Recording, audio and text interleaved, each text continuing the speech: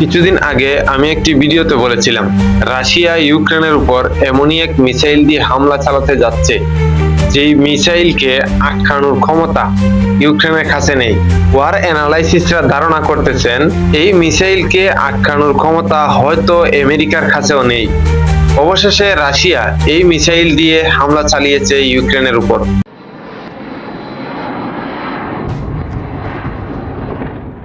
Kyiv সময় ভোররাত, আকাশ প্রতিরক্ষা ব্যবস্থা ভেদ করে ইউক্রেনের রাজধানীর ভূখণ্ডে আঘাত হানছে একের পর এক রুশ ক্ষেপণাস্ত্র। রাত 1টা থেকে শুরু হয় হামলা, চলে কয়েক ঘন্টা। শনিবার মধ্যরাতে ইউক্রেনের রাজধানী লক্ষ্য করে 90টি মিসাইল ও 600 ড্রোন ছোড়ে রাশিয়া। 36টি ছিল ব্যালিস্টিক ক্ষেপণাস্ত্র। ছিল অত্যন্ত শক্তিশালী বিবেচিত মস্কোর নতুন মিসাইল ওরেশনিক। ক্ষেপণাস্ত্রগুলোর বেশিরভাগই প্রতিহত করা যায়নি।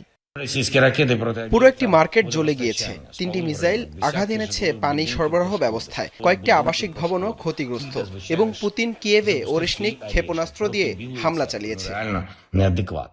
রাজধানী কিয়েভের অন্তত 50টি স্থানে পাওয়া গেছে হামলার খবর। আবাসিক, সরকারি স্থাপনা ছাড়াও ক্ষতিগ্রস্ত হয় সামরিক স্থাপনা। এর আগে রাশিয়ার ওরেশনিক ক্ষেপণাস্ত্র হামলার সতর্কবার্তা জারি করেছিল ইউক্রেনের বিমান বাহিনী। প্রাণহানির খবর পেয়েছি। এখন পর্যন্ত যা শুনছি 20 জনেরও বেশি বাসিন্দাদের হাসপাতালে ভর্তি করা হয়েছে। এদের মধ্যে শিশুরাও আছে।